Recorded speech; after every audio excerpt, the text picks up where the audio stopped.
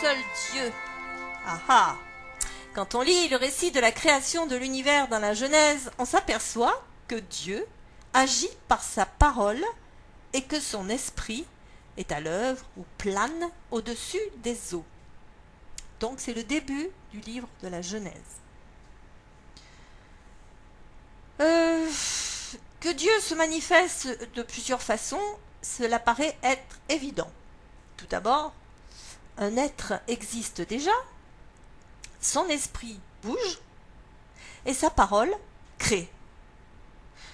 Dieu est donc une unité composée et non un tout seul. Que l'on appelle Trinité, cette entité existante, n'est qu'une simple question de vocabulaire. Un Dieu cosmique se manifeste comme il le désire et surtout tel qu'il est réellement. Il ne sort pas de notre imagination, sinon il serait différent selon chaque personne. Donc, il se révèle tel qu'il est. Comme il l'a bien dit à Moïse d'ailleurs, le « je suis qui je suis », ou on peut traduire aussi « je suis ce que je suis », se révèle ainsi. Tout au long de sa relation avec les personnages bibliques, quand nous lisons, nous comprenons mieux ce qu'il est. Petit à petit et surtout par le mystère caché depuis le commencement, il est venu nous montrer qu'il avait bien créé les humains à son image, en nous le prouvant par l'incarnation de son Fils. N'oublions pas que rien n'est impossible à Dieu. Pourtant, qu'il est un Fils surprend beaucoup. On en trouve mention même dans l'Ancienne Alliance. Alors, tout d'abord, je vais vous lire Proverbe 30, à partir du verset 4. Qui est monté aux cieux et qui en est descendu? Qui a recueilli le vent dans ses mains? Qui a serré les eaux dans son vêtement? Qui a fait paraître les extrémités de la terre? Quel est son nom? Et quel est le nom de son fils? Le sais-tu? Alors ça, c'est dans Proverbes. C'est vraiment une question qui est posée à tous ceux qui lisent l'Ancienne Alliance. Vous avez aussi un passage intéressant dans les psaumes. Le psaume chapitre 2, à partir du verset 7. Je publierai le décret, l'Éternel m'a dit, tu es mon fils, je t'ai engendré aujourd'hui. Je passe tout le reste et je vais jusqu'au verset 12. Embrassez le Fils de peur qu'il ne s'irrite et que vous ne périssiez dans votre voie. Voilà, donc on voit déjà que le Fils apparaît dans les Écritures dès l'Ancienne Alliance et donc il se révèle ensuite tel qu'il est.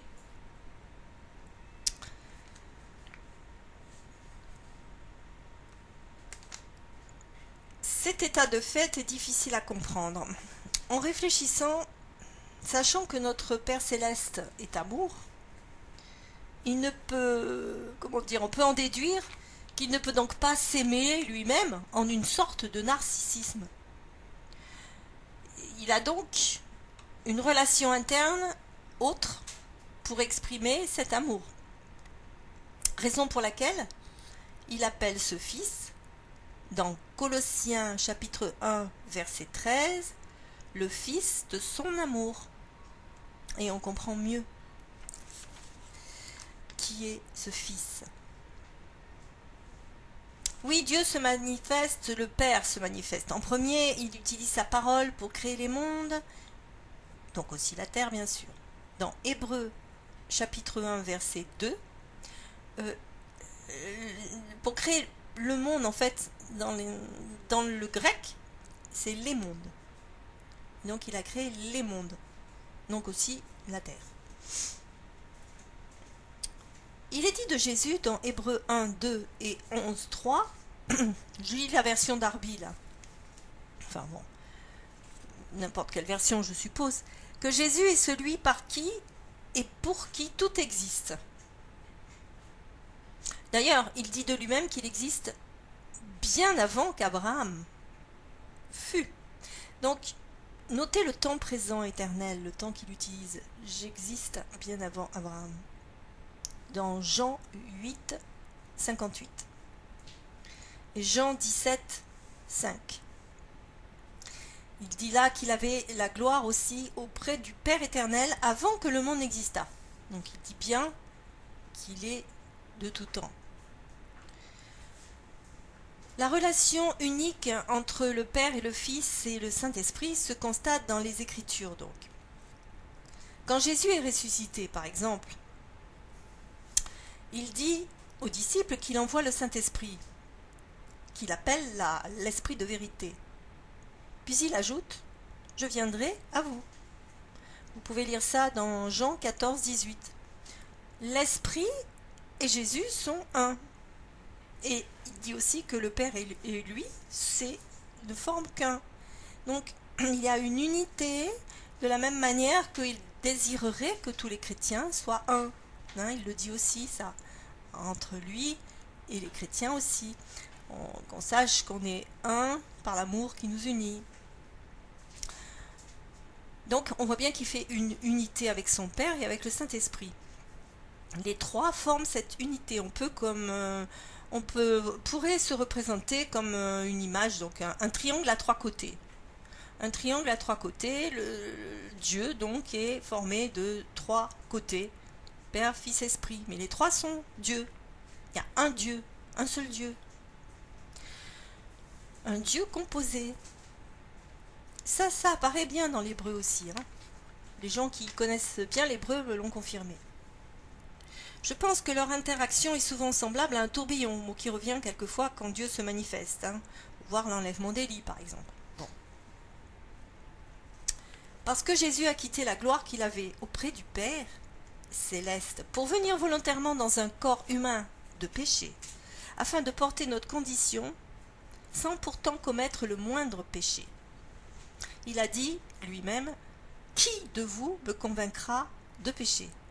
dans Jean 8, 46. Donc cette condition était obligatoire pour que son innocence complète englobe toutes nos malédictions en les anéantissant. Première conséquence, nous sommes de nouveau rattachés, réconciliés à Dieu et participerons à sa nature divine. Vous pouvez voir ceci dans la deuxième épître de Pierre, chapitre 1, verset 4. Grâce au salut accompli par Jésus, nous participerons à sa nature divine. C'est extraordinaire. Quand on réalise l'enjeu qu'on a ici-bas sur cette terre, par nos choix, notre choix. Deuxième conséquence, nous sommes les enfants du royaume, bien qu'étant sur terre.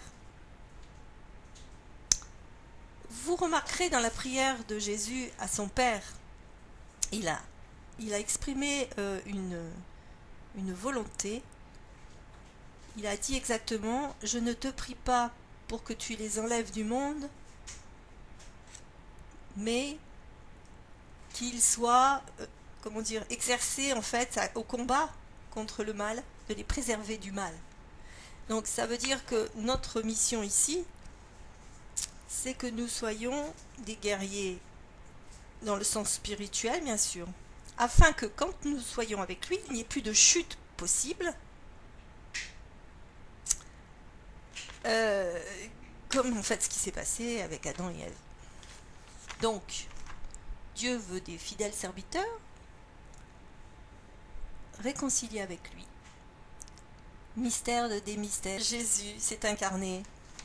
Il a porté pour nous tout ce qui nous empêchait d'être réunis à Dieu et de participer à sa nature divine.